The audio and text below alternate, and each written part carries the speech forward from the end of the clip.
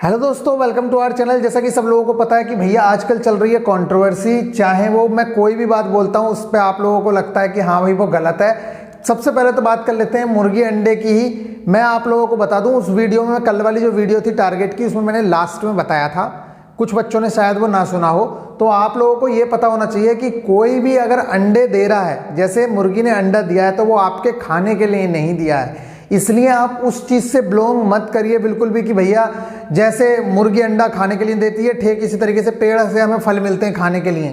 ठीक है, ये बिल्कुल लॉजिक गलत है, क्योंकि मुर्गी अंडा कभी भी खाने के लिए नहीं देती है। ठीक है, वो अपनी जनरेशन को आगे बढ़ाने के लिए अंडा देती है। वो तो हम अनफर्टिलाइज्ड एग बनवा लेते हैं, उसे बना लेते हैं उसे कि भाई ये जो अंडा है ये अनफर्टिलाइज्ड है, तो हम उसे खाने के रूप में यूज़ कर लेते हैं। ऐसे अगर ऑप्शन आ गया, मान लो किसी वजह से कि भाई पेड़ों के आगे फल, ठीक है, मतलब या ऑप्शन आ गया सांप के आगे अंडा और पेड़ के आगे क्या, तो आप क्या आंसर दोगे? बीज दोगे या फिर से वही फल दे दोगे? भाई अंडे का जो मेन मकसद है उसका, वो आपके खाना नहीं है। अंडे का मेन मकसद है अपनी जनरेशन को बढ़ाना। तो इसलिए आप थोड़ा सा अपना दिमाग लगाओ। उस वीडियो के नीचे हजारों लोग, वो हजारों कह रहा हूँ सैकड़ों लोग फिर से वही कमेंट कर रहे हैं कि आंसर फल होगा फल होगा।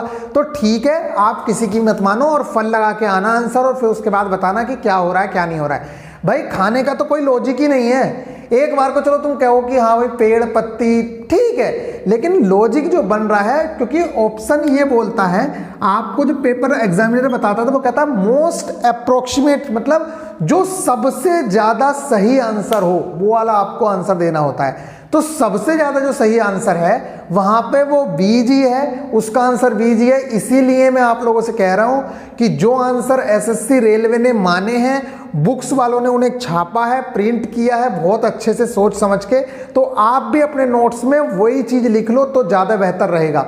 अदरवाइज आप लोग फिर फंसे रह जाओगे ऐसे ही जैसे अभी फंस रहे हो। बाकी आपकी मर्जी है, आपको खाना है तो आप खाइए और आंसर लगाना है फल तो फल लगाइए। मेरा मकसद था क्लियर करना, जो बच्चे समझने वाले हैं वो समझ चुके होंगे, बाकी आपकी मर्जी है। दूसरी कंट्रोवर्सी इस चीज की चल रही है, देखो आप लोगों को विश्वास ना हो, वैसे हो सकता है इस पर मैं अलग से वीडियो, इस वीडियो से पहले ही चली गई हो या मैं जाएगी बाद में, क्योंकि ये वीडियो मैं शूट कर ले रहा हूं पहले ही, क्योंकि मुझे जाना है ड्यूटी। चलिए, ये रही विद्या। विद्या पे हाथ रख के आज ये नौबत आ गई है आप लोगों की वजह से। मैं विद्या पे हाथ रख के कसम खा रहा हूं, उस बच्चे का जो कॉन्फिडेंस लेवल है उसे देख के आपको ऐसा लग रहा है कि हाँ भाई उससे मैंने पेड प्रमोशन करा लिया। तो सबसे पहली बात तो ये है कि पेड प्रमोशन ऐसे लोगों से नहीं कराया जाता है जो सिलेक्टेड ना हो। पेड प्रमोशन कराया जाता है जो कुछ ना कुछ उसने कर रखा हो। ठीक है, दूसरी चीज, उस लड़के ने टेस्टिमोनियल दिया, एक टेस्टिमोनियल नहीं, अभी और भी लोगों के टेस्टिमोनियल आ रखे हैं, उनको भी देखेंगे। उस लड़के ने मुझे टेस्टिमोनियल दिया, उसकी वीडियो मुझे ठीक लगी, और भी टेस्टिमोनियल आए हैं कुछ लोगों के, तो उसकी वीडियो मुझे ठीक लगी, तो मैंने सोचा कि पहली वीडियो उस लड़के की डाल देते हैं। लेकिन उस लड़के से आप खुद पूछना, उस लड़के से मैंने कहा था कि इसमें जो तुमने वीडियो बोला है कि हमारे साथ जुड़ जाइए, इस वीडियो से लग रहा है कि आप पेड प्रमोशन टाइप कर रहे हो। ठीक है, तो बात ये थी कि मैंने सोचा कि एक बच्चे ने एक तो टेस्टिमोनियल दिया है, अब मैं उसमें और कमियां निकालूंगा। कितना मुश्किल से वीडियो बनती है उसका मुझे पता है कि कितनी मुश्किल से वो वीडियो बनती है। तो मैंने उस बच्चे को परेशान ना करने की वजह से उससे ये नहीं कहा कि आप दोबारा से वीडियो शूट करके दो या ये करके दो, समझ आई ना।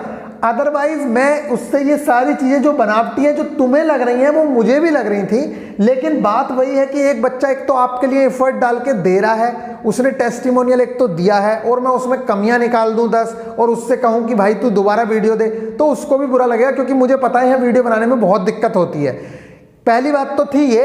अब अगर किसी को लगता है कि भैया वो पेड प्रमोशन वाली वीडियो है, तो मैं चैलेंज कर रहा हूं खुला, मैं आप लोगों को 10 लाख रुपए दूंगा अगर हमारा, उसका और मेरा किसी भी तरीके का कोई ट्रांजैक्शन या किसी भी तरीके की कोई प्रमोशन की बात, मतलब अगर ऐसा कुछ भी हुआ है और कोई भी प्रूफ कर देता है, उस लड़के से ही प्रूफ करवा देता है या कैसे भी करके, तो मैं कह रहा हूं मुझसे 10 लाख रुपए ले जाओ तुम।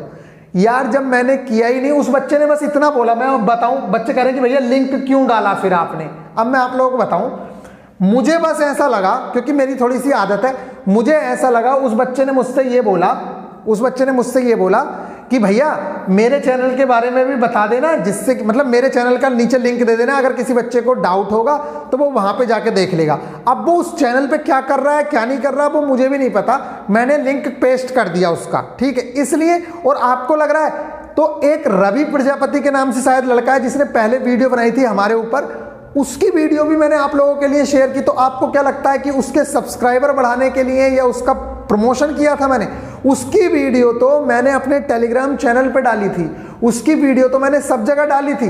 तो उस लड़के से पूछ के देखो एक बार, और अगर वो लड़का वीडियो देख रहा है, रवि करके कुछ नाम है उसका, चैनल भी है, मुझे तो चैनल का नाम याद नहीं है, उससे भी पूछ के देखना कि वो जो वीडियो बनाई उसने, क्या मैंने उसको पे किया या उसने मेरे लिए बनाई या टेलीग्राम में डालने के लिए उसने मुझसे कहा। उसने तो मुझसे कहा भी नहीं, मैंने डाल दिया कि यार चलो हमारे से रिगार्डिंग वीडियो है, किसी बच्चे ने बनाई है तो वो डाल दो, और उस वीडियो पे शायद 4-5 हज़ार व्यूज़ भी हैं उसके। तो गाइस बाकी आपके ऊपर मर्जी है, जैसा आपका मन करे वैसे सोचिए, लेकिन मैं इस बात को कह रहा हूं कि मैंने वो ना पेड प्रमोशन किया ना कुछ किया। उस लड़के का बस ये है कि कॉन्फिडेंस थोड़ा ठीक ठाक था, तो आपको लग रहा होगा कि ऐसा है। और दूसरी चीज एक और बता देता हूं, आप लोगों से मैं बताऊं तो सबसे पहले जब प्लेलिस्ट के रिजल्ट आना शुरू हो रहे थे ना, तो बच्चों को मजाक लगता था कि उस टाइम पे भी लोग यही कहते थे, जब हमारी प्लेलिस्ट के रिजल्ट आ रहे थे उस टाइम पे भी बच्चे यही कहते थे कि अरे ऐसे कैसे मार्क्स बढ़ जाएंगे, 2 घंटे की प्लेलिस्ट देख के कैसे मार्क्स बढ़ जाएंगे। लेकिन मार्क्स बढ़े ना, वो क्यों बढ़े? क्योंकि जो आप गलतियां कर रहे थे वो वाली गलतियां से बच के और आपने पूरे पेपर में राउंड मारना शुरू कर दिया, इसलिए आपके 5-7 मार्क्स उसी टाइम पे बढ़ना स्टार्ट हो गए थे। समझ आ रही है ना? तो इस वजह से मार्क्स बढ़ते हैं। और दूसरी चीज ये है कि अगर आपको लगता है कि ऐसे नहीं हो सकता, कोई नहीं ला सकता, मैं इस चीज की गारंटी लेता हूं कि अगर किसी बच्चे ने अपने एकेडमिक्स बहुत अच्छे किए हुए हैं, मतलब 10th 12th बहुत अच्छे से किया हुआ है, तो उसके लिए यहां पे 70 मार्क्स लाना, 70 प्लस मार्क्स लेके आना कोई बहुत बड़ी बात नहीं है। 70 प्लस मार्क्स लेके आना 2 महीने में, मैं गारंटी देता हूं, अगर उसका 10th बहुत अच्छे से किया हुआ है तो मैं गारंटी के साथ देता हूं कि वो निकाल लेगा। अबे यार आप सबको ये समझते हो कि जैसा आपका दिमाग है सबका ऐसा दिमाग होगा, कभी ऐसा नहीं हो सकता यार। मैं प्राइमरी का पढ़ा हुआ हूं, प्राइमरी का, और उसके बाद मैंने GIC जो कॉलेज होते हैं गवर्नमेंट इंटर कॉलेज, फिर उसके बाद पढ़ा हुआ हूं। लेकिन आज एमटेक वालों के साथ जॉब कर रहे हैं, ठीक है, एमटेक वालों के साथ। और कहां से पढ़े हुए हैं? प्राइमरी से पढ़े हुए हैं, प्राइमरी से, और इतनी सारी जॉब भी मतलब क्वालिफाइड कर लिए। तो आपको तो इस चीज पे भी शक हो जाना चाहिए कि यार ये ऐसे कैसे कर सकता है, ये तो प्राइमरी का पढ़ा हुआ है, प्राइमरी का बच्चा क्या कर लेगा। प्राइमरी के बाद भी पॉलिटेक्निक एंट्रेंस देने भी गए थे ना, तो हमने कोचिंग भी नहीं थी, कुछ भी नहीं की थी, उस टाइम पे 25 रैंक आई थी। तो आप तो ये भी कहोगे, और 1 महीना ही पढ़ने को मिलता है, 12th के बाद कितना टाइम मिलता है वो सबको पता है। जैसे तुमने 10th किया या 12th किया, उसके बाद कितना टाइम मिलता है वो आपको पता होगा कि कितना सा टाइम मिलता है। उसमें मैंने तैयारी की और मेरी 25 रैंक आई, तो आपको तो ये भी लग रहा होगा कि यार मैं भी फेक हूं। अरे जब मेरा एकेडमिक्स ठीक है तो मार्क्स लिया है। अब दूसरी चीज बताऊं, ये जो मेरी 25 रैंक आई, ठीक है, एंट्रेंस जब देते हैं, जब मेरी 25 रैंक आई, डिप्लोमा वाले एग्जाम की बात कर रहा हूं, जो जीप करके होता है या उत्तराखंड में होता है अलग, यूपी में होता है अलग। अब मेरा ही कजन ब्रदर, मेरा एक कजन है, उस बंदे ने 10th के बाद पेपर दिया, मैंने 12th के बाद दिया तब मेरी इतना ही, उसने 10th के बाद दिया, उसकी रैंक 1 आई, वो रैंक 2 सॉरी, उसकी रैंक 2 आई 10th के बाद, और उस बार मेरी रैंक आई थी 1100। अब आप लगाओ उसका लेवल क्या है और हमारा लेवल क्या है, समझ आ रही है ना? तो किसी को भी चैलेंज नहीं कर सकते, और उसने एक भी दिन कोचिंग नहीं की इस चीज की, और लड़के पूरे पूरे दिन कोचिंग करते हैं। इवन मैं आप लोगों को बताऊं, यूपी पुलिस के लिए कितने बच्चे तैयारी करते हैं, बहुत बच्चे मेरे यहाँ भी, मैंने आप लोगों को बताया, खूब तैयारी करते हैं सालों सालों से, तब भी उनके नंबर नहीं निकलते। और मैंने एक भी दिन उसकी तैयारी नहीं की, खाली मुंह उठा के पेपर देने चला गया, तब भी निकल गया। तो हर किसी का लेवल अलग है, आप उस चीज को कंपेयर मत कीजिए कि आपको लग रहा है कि कंपेयर कर लेते हैं, ठीक है। चलिए बहुत लंबी बात हो गई, आगे से मैं इतनी लंबी बात करूंगा नहीं। चलो देखते हैं आप स्टैटिक जीके में आप लोगों के लिए टारगेट्स हैं चर्चित अंतर्राष्ट्रीय महिलाएं। जैसे चर्चित राष्ट्रीय महिलाएं थी, मोस्ट इंपोर्टेंट थी, ठीक इसी तरीके से अंतर्राष्ट्रीय लेवल पे अगर कहीं की कोई महिला PM बनती है, कहीं पे कोई अध्यक्ष बनती है बड़े लेवल पे, तो वो आप लोगों के लिए इंपॉर्टेंट होगी। अप्रैल के इंपॉर्टेंट डेट्स इंपॉर्टेंट है। भारतीय नोटों पर जितने भी चित्र छपे हुए हैं वो आपके लिए इंपॉर्टेंट होंगे, क्योंकि जितने भी नए नोट आए हैं उसके बाद से ये क्वेश्चंस पूछे जा रहे हैं कि मंगल जो अपना है मंगलयान, उसकी तस्वीर कितने हजार के नोट पे बनी हुई है, या 2000 के नोट पे किस चीज का चित्र छपा हुआ है। भारत एवं विश्व में प्रथम ये पेपर रटा होना चाहिए, ये लेटेस्ट अपडेट हो गया है। तो गाइज मैं आप लोगों से रिक्वेस्ट करूंगा कि प्लीज इस पेपर को रट देना, मतलब पूरा का पूरा इंपॉर्टेंट पेपर है, यहां से एक नया क्वेश्चन आप लोगों को देखने को मिलेगा। भाग थर्ड मौलिक अधिकार, पहले पॉलिटी से कुछ चीजें निपटा रहे हैं, तो मौलिक अधिकार कितने हैं अपने, ठीक है, और किसमें इसकी चर्चा की गई है, ये हमारे लिए बहुत ज्यादा इंपॉर्टेंट रहेंगे। यहां से ग्रुप डी में क्वेश्चंस पूछ लेता है, एनटीपीसी में तो पूछेगा ही पूछेगा, ग्रुप डी में भी जो इंपॉर्टेंट टॉपिक्स हैं वहां से मैं आप लोगों के छोटे इंपॉर्टेंट टॉपिक्स स्टैटिक के कवर करा देता हूं। ये ओल्ड स्टूडेंट के मकसद से चीजें की जा रही हैं, क्योंकि ओल्ड स्टूडेंट की करंट तो लगभग तैयार हो गई थी, तो ये वाली चीजें भी वो करते चलेंगे साथ में, तो बहुत ज्यादा अच्छा हो जाएगा। पद्म अलंकरण, ये जो पद्म पुरस्कार हैं, जैसे पद्म भूषण होता है, पद्म विभूषण होता है, इसमें सबसे ज्यादा इंपॉर्टेंट एक ही पुरस्कार होता है, पद्म विभूषण। इस पुरस्कार को तो जरूर से जरूर याद कर लेना, जितने भी लोगों को ये पुरस्कार मिला है पद्म विभूषण, ये आपको रटा होना चाहिए। क्यों? क्योंकि बाकी पुरस्कारों से तो बहुत कम पूछता है। बाकी जैसे मान लो किसी को पद्मश्री मिला, पद्म भूषण मिला, तो वो सिर्फ वो वाले पूछे जाएंगे जो बहुत ज्यादा चर्चा में रहा होगा या इंपॉर्टेंट होगा, अदरवाइज वहां से चीजें नहीं पूछी जाएंगी। लेकिन पद्म विभूषण आप सब लोगों के लिए इंपॉर्टेंट है। यहां से किस क्षेत्र में मिला है ये भी पूछा जाएगा पद्म विभूषण, और किसको मिला है ये भी पूछा जाएगा। नाम दे देगा कि ये ने किस क्षेत्र में पद्म विभूषण मिला है तो भी बताना है, या वो पूछ लेगा जिसका नाम दे देगा, ये भी नहीं पूछेगा पद्म विभूषण, वो पूछेगा किस क्षेत्र से बिलोंग करते हैं, क्योंकि फेमस पर्सनैलिटी हो गए हैं, पद्म विभूषण बहुत बड़ा पुरस्कार होता है। तो ये वाली चीजें आ गई। अब बात करते हैं साइंस की, एनसीईआरटी चैप्टर नंबर 4। तो चैप्टर नंबर 4 जो है, जैसे मैंने आप लोगों को बताया, चैप्टर नंबर 3 से चीजें स्टार्ट हो जाती हैं इंपॉर्टेंट, और उसके बाद ये चैप्टर नंबर 4 ये जो है, यहाँ पे आवर्त सारणी की सारी चीजें स्टार्ट होंगी कि थॉमसन का मॉडल कैसे आया, सबसे पहले रदरफोर्ड का मॉडल कैसे आया, इस तरह से, और रदरफोर्ड का मॉडल क्यों फेल हो गया, फिर नील बोर का मॉडल आया, ये सारी बातें यहाँ पे लिखी हुई हैं। देखो मैंने एनसीईआरटी बहुत अच्छे से की हुई है, यहाँ देखो आप लोगों को पता लग जाएगा, ये देख सकते हैं आप। और क्वेश्चन आप लोगों के लिए एक ये रहेगा कि प्रोटॉन की खोज किसने की है, रदरफोर्ड ने या गोल्डस्टीन ने। इस क्वेश्चन पे भी बच्चे लगातार परेशान रहते हैं, जबकि एनसीईआरटी में पूरा लिखा हुआ है बड़ी अच्छे से, ठीक है। तो आप लोगों से पहला क्वेश्चन रहेगा, पहले आप आंसर बता देना, फिर आप पढ़ना, आप लोगों को पता चल जाएगा। और इस चैप्टर का जो है हाफ आप लोगों को कंप्लीट करना है। हाफ कहाँ तक कंप्लीट करना है मैं आप लोगों को बता दूंगा। ये देखो मैंने बहुत अच्छे से सारी चीज़ें कर रखी हैं। इसके अंदर मोस्ट इंपॉर्टेंट चीज़ें हैं लगभग सारी, क्योंकि यहाँ से प्रोटॉनों की संख्या, ये यहाँ से एक क्वेश्चन निश्चित है यहाँ से कि प्रोटॉनों की संख्या दे देगा, बाकी चीजें निकलवा लेगा, परमाणु द्रव्यमान दे देगा, बाकी चीजें निकलवा लेगा, तो यहां से एक क्वेश्चन निश्चित होता है। तो फिलहाल आधा चैप्टर आप लोग करेंगे, कोई बिल्कुल टेंशन लेने की जरूरत नहीं है। बायो के एक लेक्चर का मैं आप लोगों को सजेशन दूंगा, क्या दूंगा, बायो का एक लेक्चर का सजेशन दूंगा, और चिकित्सा विज्ञान संबंधी खोजों का हाफ पार्ट भी दिया जाएगा।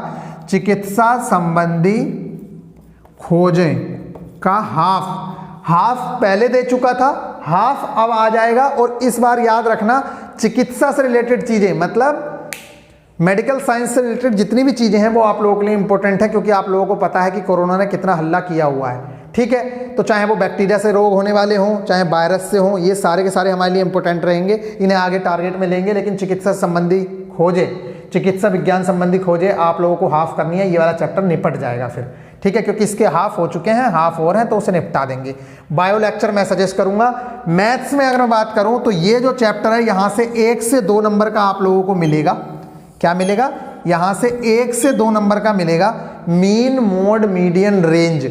यहां से बहुत ही ज्यादा सिंपल तरीके से मैंने इसका लेक्चर प्रोवाइड करवा रखा है, एक बार में ही समझ आ जाएगा आपको कि मीन मोड मीडियन रेंज निकाली क्यों जाती है, इस चैप्टर का मकसद क्या है, और किस तरीके से बड़ी ही आसानी से इसके क्वेश्चंस आप निपटा लेते हैं। तो ये इसका लेक्चर है, मैं आप लोगों को लेक्चर प्रोवाइड करवा दूंगा, बस लिंक देना है, आप लोग देखिएगा। और आप लोगों से रिक्वेस्ट रहेगी कि भैया प्लीज एक बार जरूर से जरूर देख लिया करो। क्या?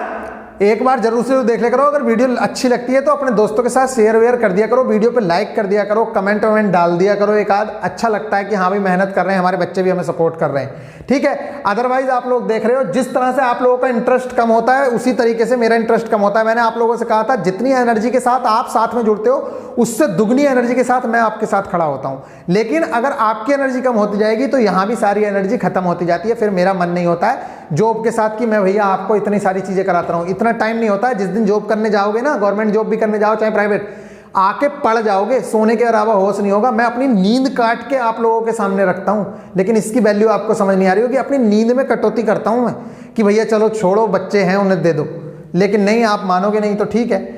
रीजनिंग की बात करें तो एनालॉजी एंड सिमिलैरिटी के क्वेश्चंस हैं, अभी रह गए हैं, ये भी आप लोगों को करने हैं। तीसरा है एक प्रैक्टिस सेट। और एक बात ध्यान रखना, कल टारगेट्स नहीं आएंगे, क्योंकि कल जो दिन है आप लोगों को पता है वो लेक्चर का दिन रहेगा। आज कल टारगेट का मतलब है कि 2 दिन टारगेट आ गए, 4 दिन में से 3 दिन टारगेट जाने होते हैं, तो 2 दिन टारगेट आ गए। अब इन 2 दिनों में जो टारगेट्स दिए गए हैं, इन चीज़ों को आपको नेक्स्ट डे में बहुत अच्छे से रिवाइज करना है। सारी चीज़ें जितनी दी गई हैं वो आपकी जुबान पर रटी होनी चाहिए। बस इतना आप लोग करिएगा। एक प्रैक्टिस सेट है, ये आप लोगों को करना है, और बस ये आपका टारगेट रहा डे 5। आई होप कि 5 दिनों में आपने बहुत सारी चीज़ें कवर की होंगी, और इन सारी चीज़ों को अगर आप लोग याद कर लेते हैं तो आप देखना कि एग्जाम में एज इट इज़ क्वेश्चन फंसते हुए मिलेंगे। चलिए फिर मिलेंगे नेक्स्ट वीडियो में, तब तक के आप लोग ख्याल रखिएगा। प्रीवियस ईयर करना मत भूलना, क्योंकि प्रीवियस ईयर बहुत ज़्यादा इंपॉर्टेंट होते हैं। चलिए, टेक केयर।